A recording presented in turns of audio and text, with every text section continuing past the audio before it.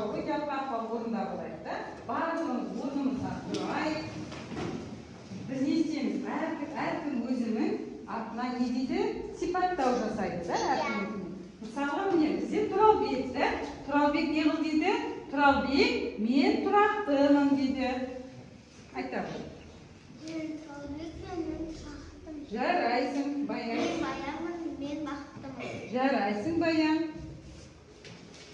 Еламан, елге қызмет етеді да, келешекте бұйырса. Арнат? Менің атым Арман. Мен Арманның орындауға берсін. Жарайсың, Арнат арманың орындалсын. Мадина? Менің атым Мадина, мен көңілдімін. Жарайсың, Мадина. Раян? Мен бақыттымын. Раян, жарайсың, бақыт. Мен Ақмерейлімін, мен Мерейлімін. Мерейлімін. Жарайсың, Ақмерей, кәне. Мен Айшуақпын, шуағымды шашамын. Жарайсың. Мен Әселмін, мен тәттімін. Жарайсың, Әсел. Ақниет? Ниетім ақ, тазамын, да? Жарайсың. Мен зерекпін, жарайсың. Нұрасыл? Жарайсың. Мен Алиханмын, мен Ханмын. Жарайсың, Алихан, хан. Мен математикаға, мен танышмын. Жарайсың. Мен Аминан, мен білдім. Жарайсың, Амина. Мен Жанбаймын, жаным сұлу. Жарайсың, Жанбай.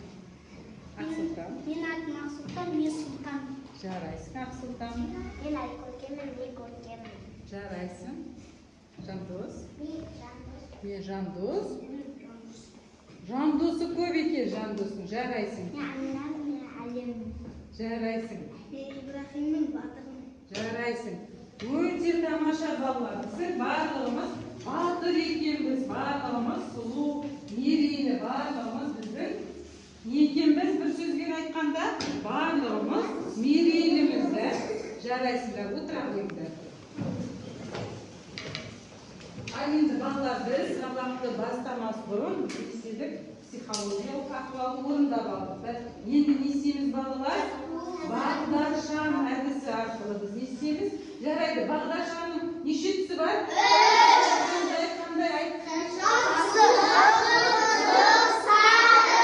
Жарайсыңдар. Ал енді біздер сол бағдаршамдың түстеріне не істейміз? Топқа бөлініп алайық. Кәне барлығымыз келейік. Біз не істейміз? Мына жерден әрқайымыз кез келген түстерді аламыз. Кез келген түсті алып, отырамыз. Түстерді алғандарымыз барып отырамыз орындарымызға. Орындарымызға отырамыз. Кәне. Отырдық ба орындарымызға, өткіз жере қойдық. Жарайсыңдар. Жасыл топ. Бізде қызыл топ. Жарайсыңдар. Ал енді балалар, біз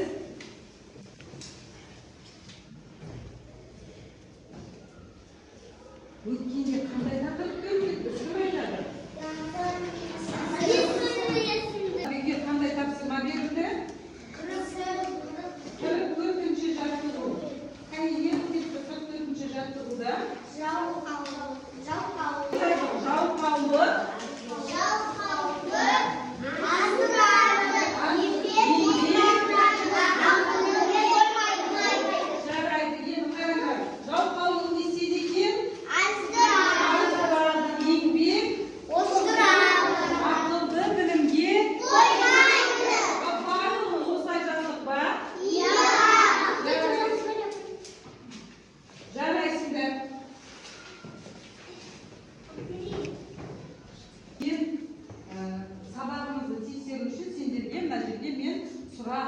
Дайындап келдім, қазір мына жерде сұрақтар шығады, соған біз жауап береміз. Жарай ма?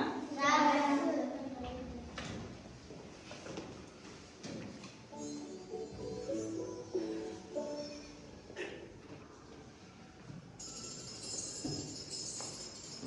Ал балалар, дара етістік дегеніміз не? Дара етістік. Баян айтады. Дара етістік деген бір сөзден тұрады. дейді екенбіз? Дара етістік дейміз. Жарайсың.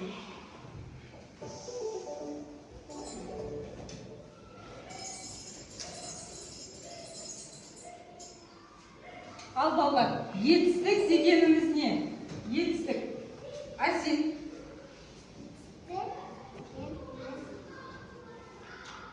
Айдана айта ғой.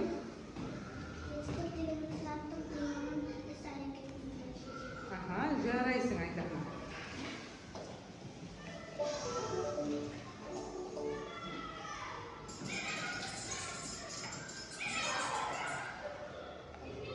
Күрделі етістік дегеніміз не? Күрделі етістік дегеніміз Амина. Күрделі етістік екі не одан да көп сөзден тұратын сөздерді күрделі етістік. Жарайсың Амина.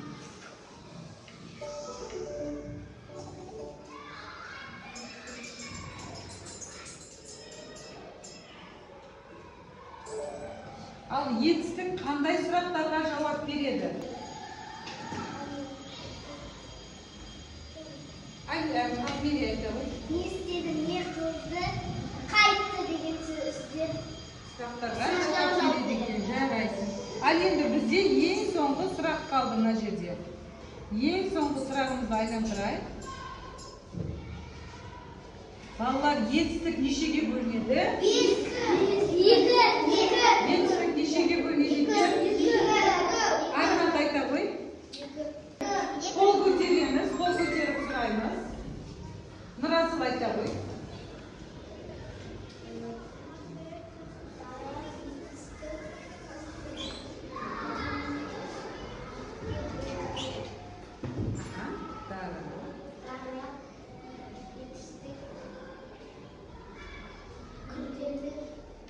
Иә, күрделі. Дара етістік және қандай екен? Күрделі етістік екен. Жарайсыздар. Енді қараңдар, өткен тақырыпты біз істейміз, қайттан есімізге түсіріп алайық, да? Етістік нешеге бөлінеді екен, балалар? Қандай? Дара және күрделі. Енді балалар мына жерде құстың балапандары жерге түсіп қалыпты. Біз оған көмектесуіміз үшін қазір әр топтан бір екі оқушыдан шығып, мына жерге дара және күрделі етістіктерді табуымыз керек. Кәне, кел Тұралбек, шыға ғой, кел. Баян келе ғой. Ақмере кел. Кәне, тез орнына қоямыз. Иә, жарайсың. Ал күрделі етістік қандай сұрақтарға жауап береді екен? Сұрақтары қандай? Қай деген сұрақтар? Жарайсың, кәне келе ғой. Айшуақ, Алихан, Нұрасыл келе ғой. Тез жылдам.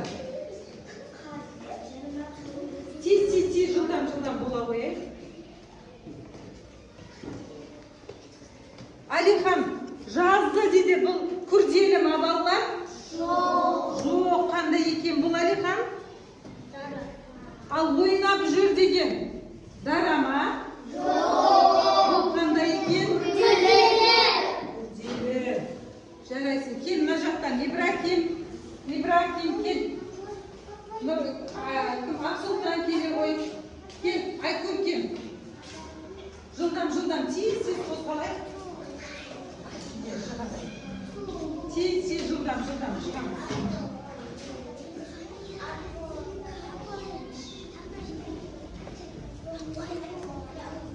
Жарайсың, отыра қойыңдар, тез.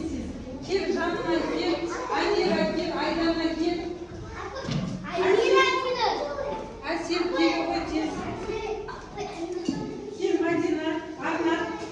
Тез шықыңдар. Кәне тез жылдам қоя қояйық. Дұрыс қойып жатырмыз ба, оны да қарап отырайық.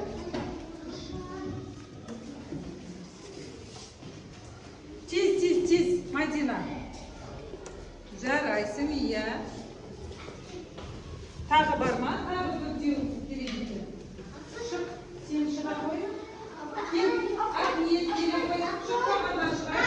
Шықпағанда кел Азире. Шықпағанда кел Жандос. Келе қой, Жандос. Төртеу төртеуі. Керек болды.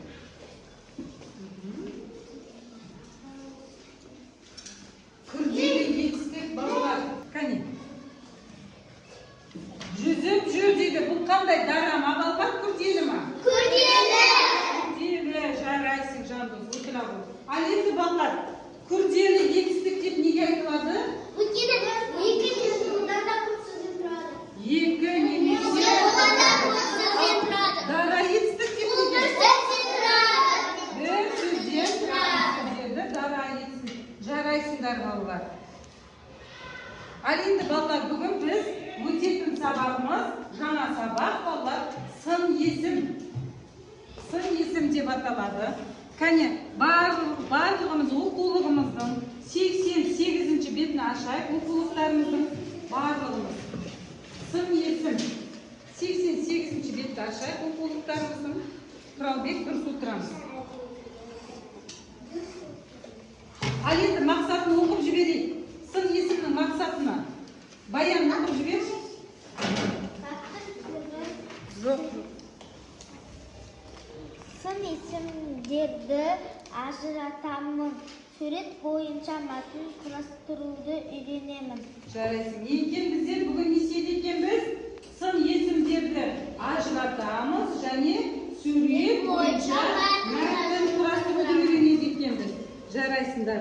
Ал енді 46-шы жаттығуға назар аударайық. Барлығымыз мәтінді түсініп оқы дейді. Мәтінді түсініп оқы. Әсел баста оқы. Санакес ақсыр бұлақтары бар қоңыр қызыл түсті орман құрсы. Айдана оқы. Ол ұзақ уақыт бойы ағаш басына отыруды ұнатады. Амина оқы. Ұя сауас кезінде қалың орман ішінде енеді. Амира. Көрінуге тырысады. Оқы Ақсұлтан.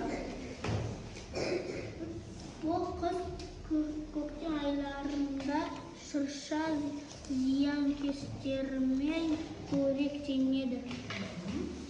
Кәне. Ақмерей оқы. Осылайша табиғатқа едәуір пайдасын тигізеді. Жарайды. Жарайсыңдар. Ал енді балалар, сендерге тапсырма. Бірінші топ. Сары түс мәтіннің не осы оқыған мәтініміз не туралы айтылып тұр, соны айтасыңдар. Бірінші топ. Ақылдасып алыңдар, не туралы. Екінші топ мәтіннің түрін анықтайсыңдар. Естіңдер ма? Бұл оқыған мәтініміз қандай түрге жатады? Үшінші топ.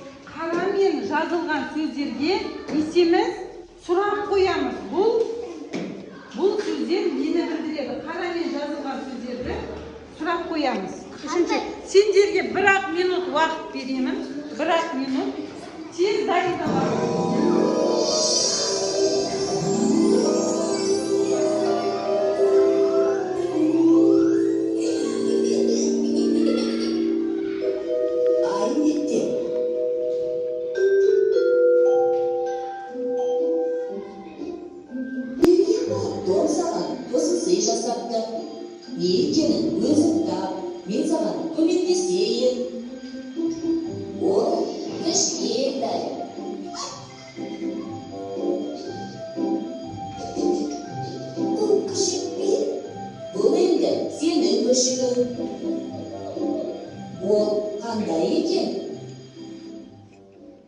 Менің күшігім кішкентай, түсі ала, жөні жұмсақ және сондай ақылды.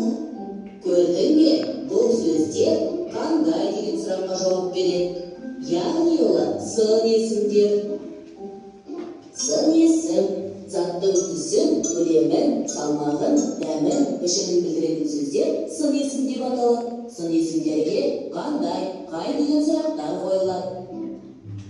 Түсі, қызыл, сары, ақ, көлемі, кіші, үлкен, ұзын, салмағы, ауыр, жеңіл, дәмі, ашық, тәтті, қышқыл. Кішіні, сүйір, сопа, домала. Дана, мына кестеге жинаған сын есімдердің барлығын қалай атайтынын сен білесің бе? Жоқ, білмеймін. Олар негізгі сын есімдер, яғни түбір сөзден болған сын есімдер негізгі сын есімдер деп аталады. Жақсы, бұлар негізгі сын есімдер.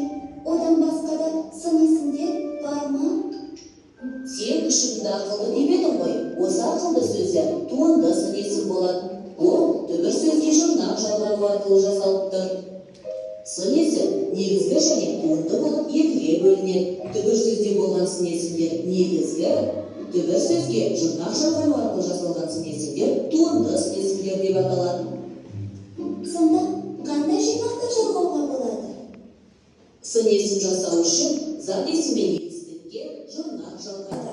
Туынды сын есімдер түбірге л, д, д, т, сіз, ғыш, гіш, қыш, кіш тағы басқа жұрнақтар жалғану арқылы жасалады. Мысалы, таулы, ақылды, білгіш. Сен ашылдайда, әрқайсыңыз әркім сен қонымды, мысалы сен қызғылт деген сияқты. Жарай ма? Қандай Кәне кім дайын? Жарайсың, кәне шыға қойыңдар мына жаққа. Ал, кел қасынан шыға қой. Ал біз оқыған мәтініміз не туралы екен? Самыркеш туралы. Самыркеш Қыз туралы. қыз туралы екен, жарайсыңдар. Ал екінші топ мәтіннің оқыған мәтініміз қандай түрге жатады? Сипаттау. Аха, сипаттау екен, жарайсыңдар, сипаттау. Ал енді үшінші топ бізге қарамен жазылған сөздерді істейді, сұрақ қояды. Қандай сөздер жазылған қарамен? Қандай ақшыл? Аха, ақшыл. Қандай, және қандай сөздер бар? Қандай қоңыр? Қоңыр, қандай, тағы? Қызғылт. Аха, оған қандай деген сұрақтар қойылады. Жарайсыңдар.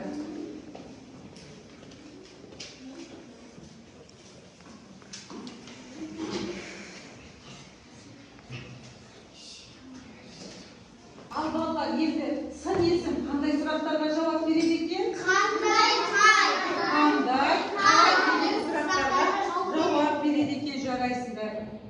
Ал енді балалар, сендер қазір біз топтық жұмыс. Бірінші топ біз оқығанмыз.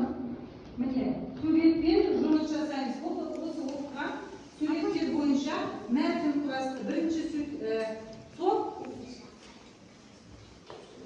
мына көрген кітабымыздағы біріншісінен сендер мәтін құрастырасыздар. Екінші топ сендер ортасындағы мәтін құрастырасыздар сурет бойынша. Үшінші топ сендер ең соңғы бөлігіне мәтін құрастырасыздар. Ал сендерге уақыт кетті жазасыздар.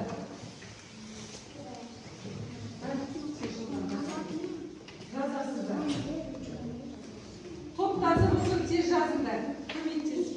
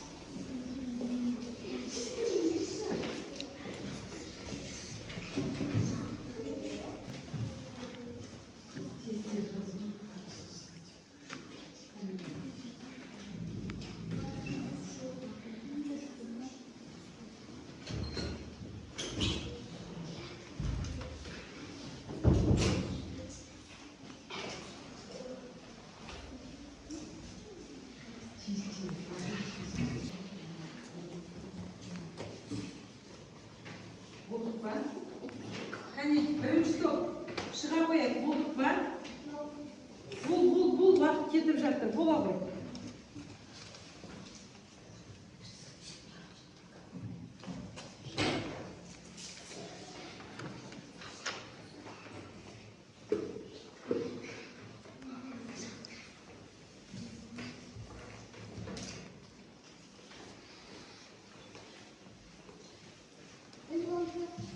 Болдыңдар ма?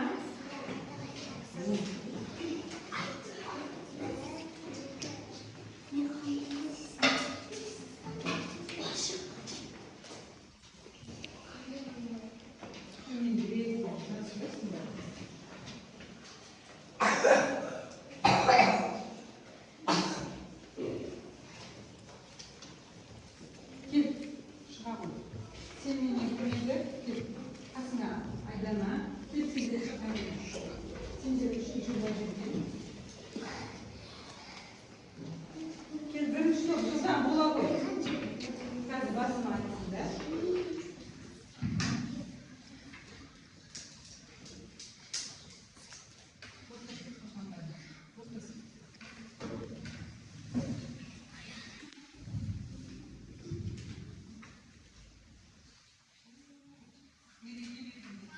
Болдың ба? Шыға ғой, кел. Отыр қалғандарын Кәне, оқы баян. Ертеде аю мен оның құлжығы болыпты. Олар орманда өмір сүріпті.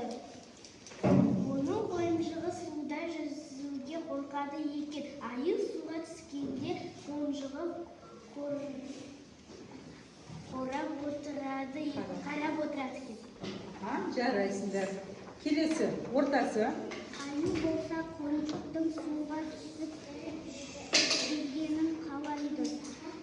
Бір күні ештеңеге қарамастан қонжықты суға алып келеді. Жарайсыңдар. Қонжық баста суға түсуге қорққанымен соң суға түсті. Жүзді, үйреніп кетті. Бүгінгі күннің жадыны, сабақтың тақырыбын барлығын жазып аламыз.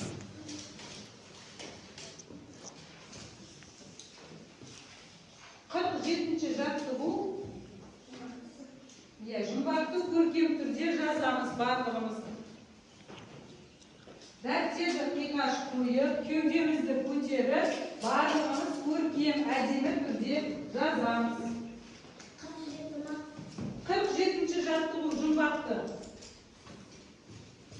Әдемі көркем түрде жазамыз.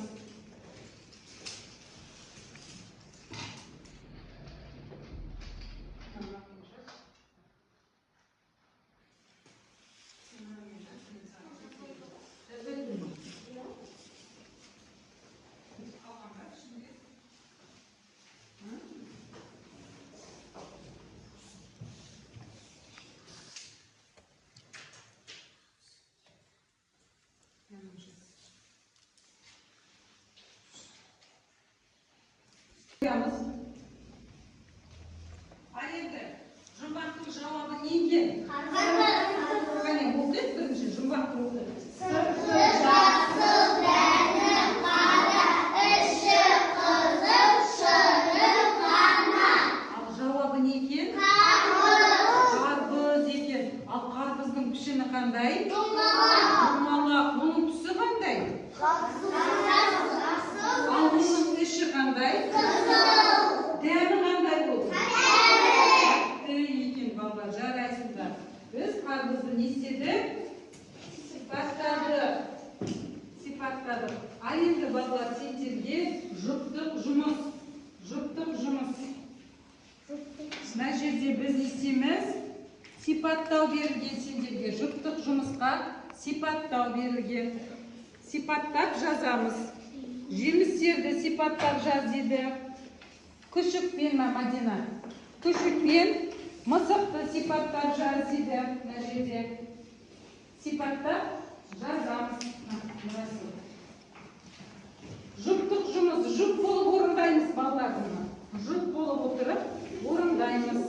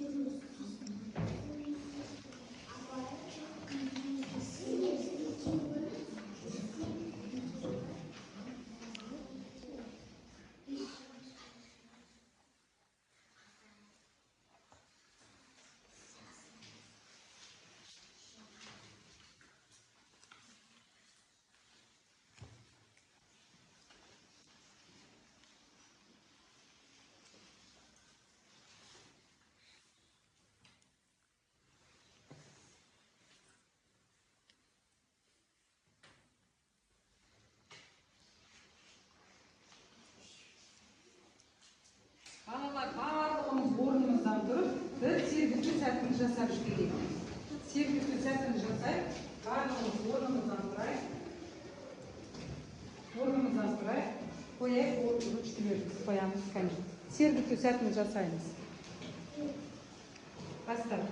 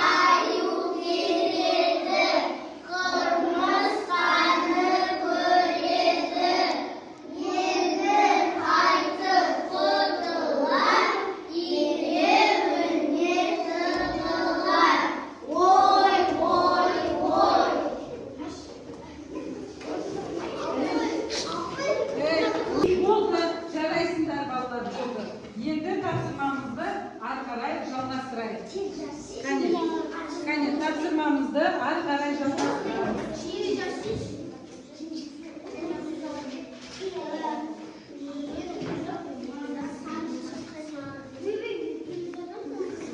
Барлығымыз маған қараймыз. Болды.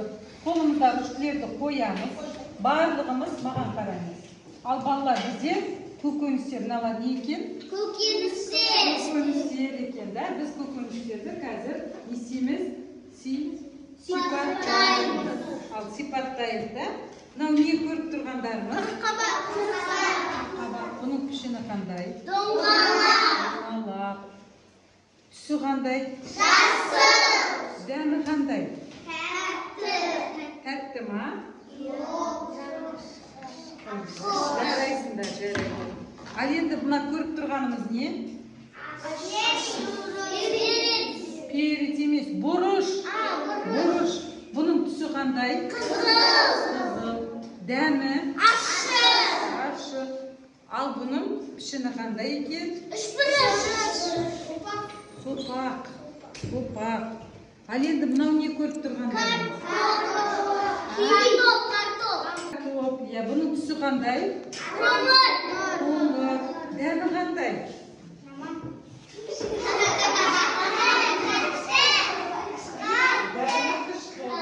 Ал бұның пішіні қандай?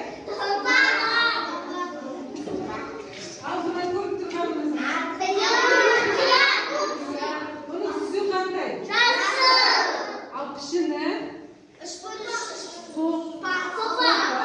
Дәмі қандай бұның? Тәтті екен, жарайсыздар.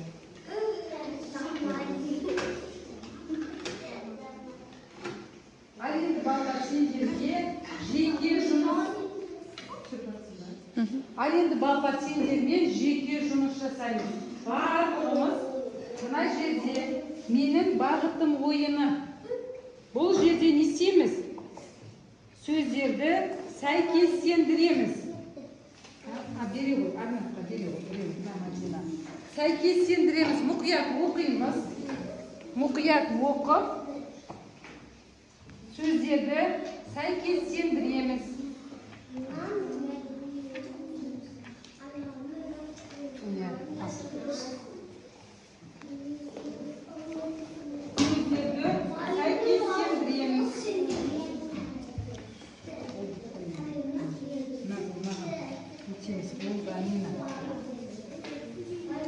Алихан, Жандос, Айкөпке бар. Сөздерді сәйкестендіреміз.